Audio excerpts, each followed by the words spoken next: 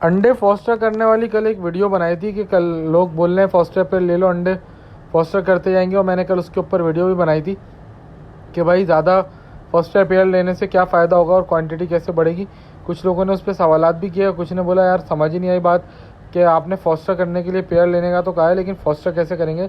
तो आज की वीडियो में हम खुलासा करेंगे इन तमाम सवालों के जवाबात का। और कुछ लोगों ने ये भी बोला कि ये जो आप बता रहे हो फॉस्टर पेयर वाला, ये तो बहुत पुराना तरीका है। हाँ पुराना तरीका है, लेकिन हमारा चैनल सिर्फ पुराने लोग या बूढ़े लोग जो इस फील्ड में वो थोड़ी देखते हैं। हमारा चैनल तो सारे नए पुराने तमाम ही दोस्त देखते हैं। तो ये उन लोगों की लर्निंग के लिए ये सारी मालूमात होती हैं जिनको नहीं पता। जो एडवांस ब्रीडर है जाहिर बात है उनको तो ये सारी चीज़ें पता ही होंगी, और नहीं पता तो हमारे चैनल के तवस्सुस से आपको पता चल जाएंगी।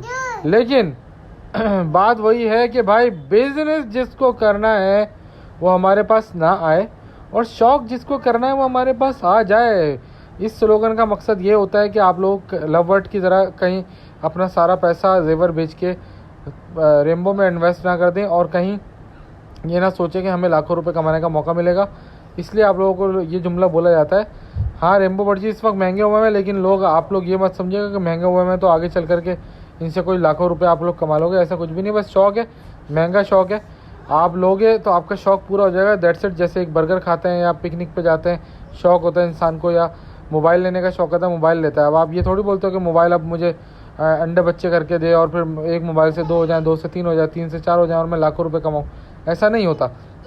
इसलिए हमने ये स्लोगन रखा है कि भाई बिज़नेस जिसको करना है वो हमारे पास ना आए, और शौक़ जिसको करना है वो हमारे पास आ जाए। अच्छा ये सारी बातें तो होती रहेंगी। अब आ जाते हैं टॉपिक के ऊपर। लोगों ने कहा था कि आपने कहा कि फॉस्टर पेयर करने का तरीकाकार, फॉस्टर तो पेयर ले लेंगे हम तैमूर भाई, चलो 5 लें 10 लें जितने भी लें, और वो मिल भी जाएंगे हमें कहीं ना कहीं से, सादा बजरी में या अंडर साइज़ में, जो भी आप कह रहे हो। एक बंदे ने पूछा कि फॉस्टर पेयर अगर अंडर साइज़ के हो तो क्या वो छोटे साइज़ के तोतों के अंडों पे बैठेंगे तो क्या अंडे टूट जाएंगे।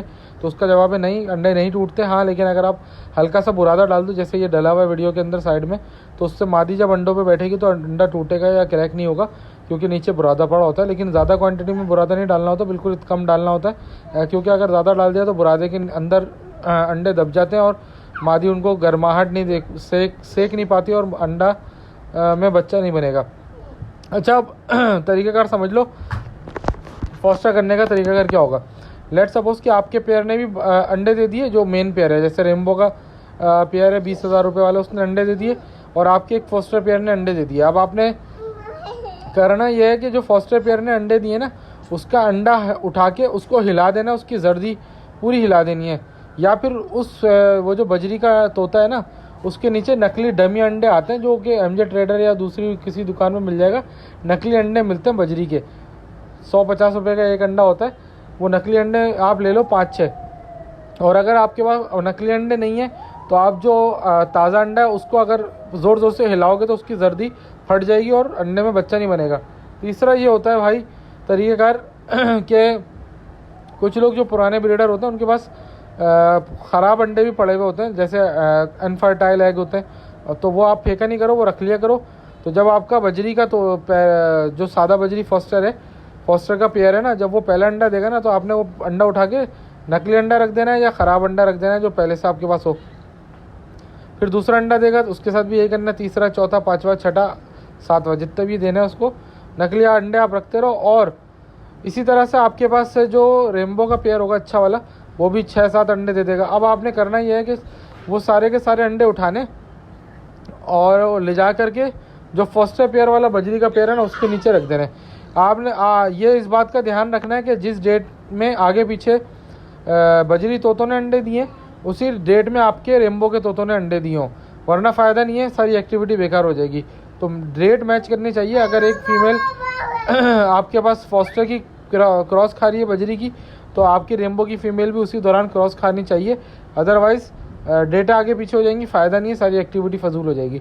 तो सेम डेट के अंडे जब आप रिप्लेस करोगे तो जो मादी है वो बैठी रहेगी फॉस्टर पेयर वाली सादी बजरी, और जो आपका रेम्बो का पेयर है उसके पास से आप मटकी हटा दोगे। उसने 7 अंडे दे दिए, 8 दे दिए या 10 दे दिए, उसके बाद आपने मटकी हटा देनी है।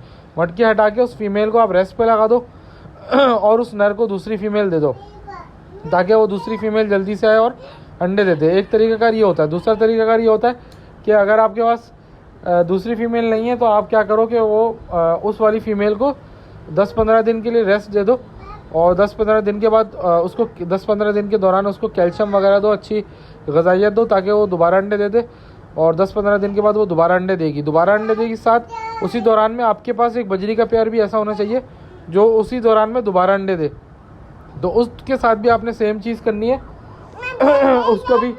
उसको भी आपने यही करना है कि आपने अपने दूसरा वाला जो पेयर है उसके दूसरी दफ़ा जब वो पेयर अंडे देगा उस वक्त आपके पास एक बजरी का पेयर ऐसा होना चाहिए जो अंडे देने वाला हो या अंडे दे चुका हो, ताकि आप उसके साथ उसके अंडे रिप्लेस कर सको।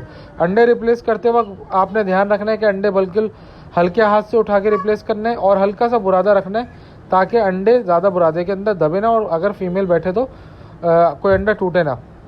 अंडों पे डेट लिख लिया करो या डब्बे के ऊपर डेट लिखा करो कि भाई इस मादी ने इस दिन अंडा दिया है, दूसरी वाली मादी ने इस दिन अंडा दिया है, ताकि आपको डेटों का पता हो कि इसने इस दिन दिया था, इसने भी इस दिन दिया था।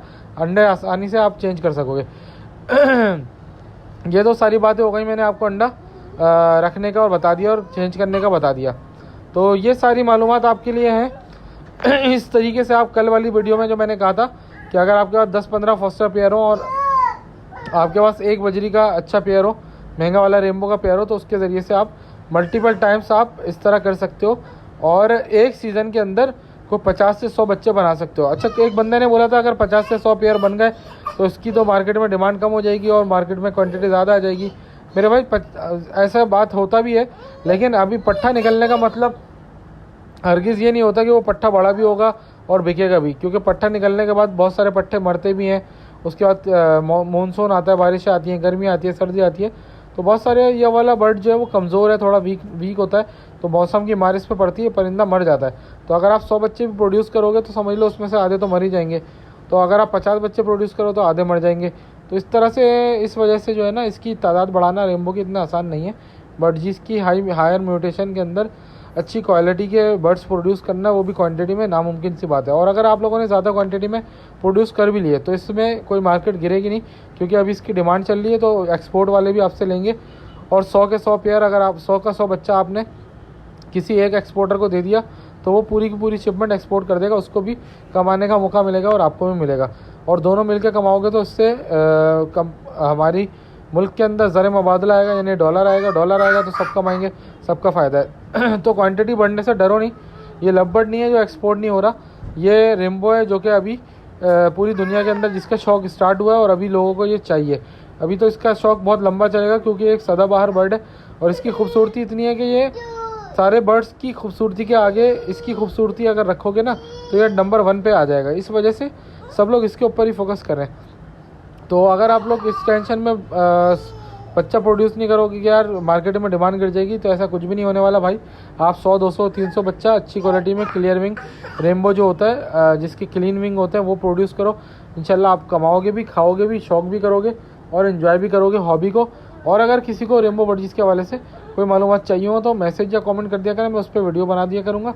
और जिनको रेनबो बर्ड्स चाहिए हो, मेरे नंबर 0347243331 पर रब्ता कर लें। इंशाल्लाह आप लोगों को जो भी रेनबोज़ अवेलेबल मेरे पास होंगे, मैं आपको उन सारे रेनबोज़ का शौक़ करा दूँगा। अच्छा, साइड में एक वीडियो और भी चल रही थी जिसके ऊपर एक मादी को मल्टीपल कॉलोनी में लोग क्रॉस कर रहे हैं, मतलब लोग से मतलब तोते क्रॉस कर रहे हैं। तो इस तरह कॉलोनी के ये साइड इफ़ेक्ट होते हैं। इससे क्या होता है कि एक मादी के अंडे जो है ना, उसके अंदर बहुत सारे नरों के बच्चे आ जाते हैं, जो बाद में बच्चे एक दूसरे के बहन भाई होते भी हैं, नहीं भी होते, तो आपको पता नहीं चलता। इसी वजह से कॉलोनी को मना किया जाता है और 1 बाय 1 केज को लगाने का कहा जाता है, ताकि आपको पता हो कि कौन बाप है कौन माँ है। अब ये देखो, इस वाली मादी को हर कोई क्रॉस कर रहा है आके, ये पता ही नहीं चल रहा कि कौन माँ मतलब कौन बाप है। और जब ये अंडे देगी 6-7, अब पता नहीं ना कौन सा अंडा किस वाले नर का है। तो ये मसले मसाइल कॉलोनी के अंदर होते हैं, जिसकी वजह से लोग कॉलोनी सिस्टम को अवॉइड करते हैं और मना करते हैं। और आप देख भी रहे होगे कि मल्टीपल नर जो है वो एक ही मादी को क्रॉस करें। चले मिलते हैं अगली वीडियो में, तब तक के लिए आप लोग अपना ख्याल रखो। गुड बाय, अल्लाह हाफिज़। अगर चैनल पसंद आया तो चैनल को लाइक, सब्सक्राइब और बेल आइकन को लाजमी दबा दें, ताकि जो भी मैं वीडियो डालता रहूँ वो आप लोगों को मिलती रहेगी। और अगर किसी को अपने सेटअप का विजिट कराना हो या कोई भी चाहता हो कि हम आपके पेयर्स को आके सेट कर दें, तो विजिटिंग चार्जेस हैं 1000-2000 रुपये। फैसल भाई के साथ हम विज़िट कर सकते हैं आपका, और आपको बहुत सारे मशवरे और सजेशन दे सकते हैं। मिलते हैं अगली वीडियो में, तब तक के लिए ख्याल रखें। गुड बाय, अल्लाह हाफिज़।